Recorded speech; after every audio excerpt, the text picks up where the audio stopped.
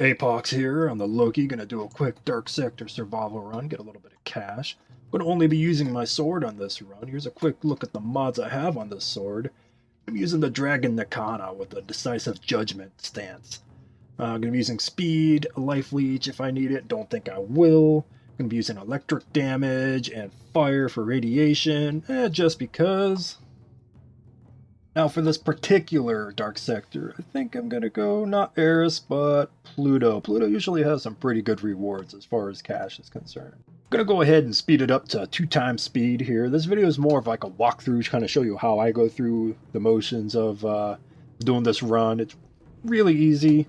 Only a Loki ability that you need is the invisibility, and preferably 2 to 3 other mods that do with continuity and Warframe power extensions that make you stay invisible for almost 30 seconds for me.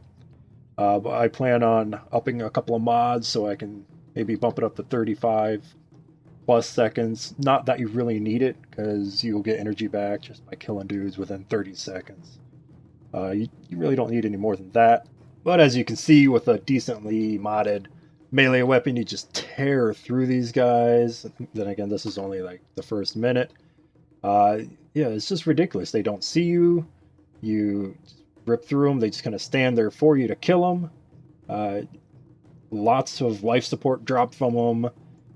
I'd say this 5-minute run's about on par with the infested or dark sector defense missions.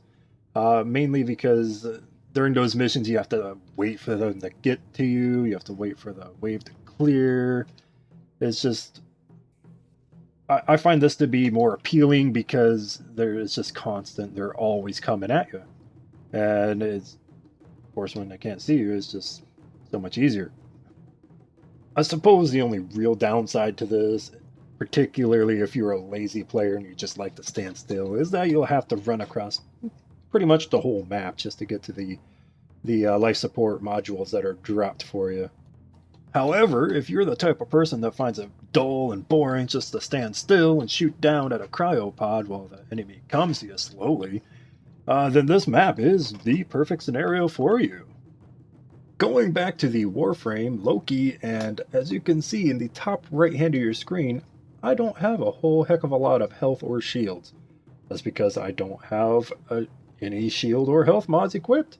This gives me room for other mods, such as a fairly high level of narrow-minded, or Constitution for extended power duration, both of which allow me to stay invisible for nearly 30 seconds, as you can see here, as well as other mods, such as Enemies Sense, which shows me the enemies on the upper left-hand corner of the mini-map.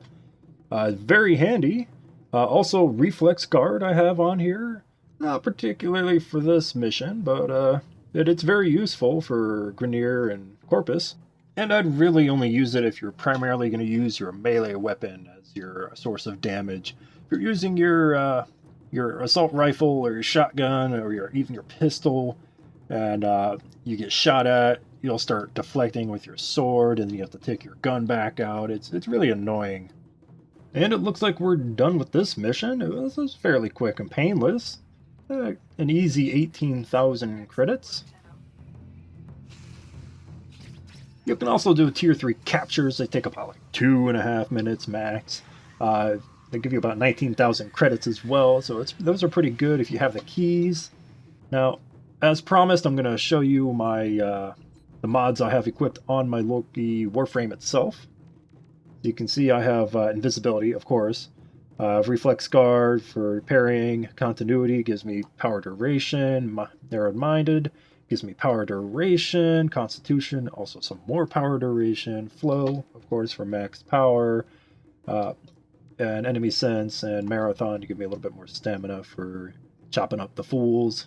Thanks for watching. If you found the video helpful or you liked it, please like, comment, or sub below. And I'll see you in the next video.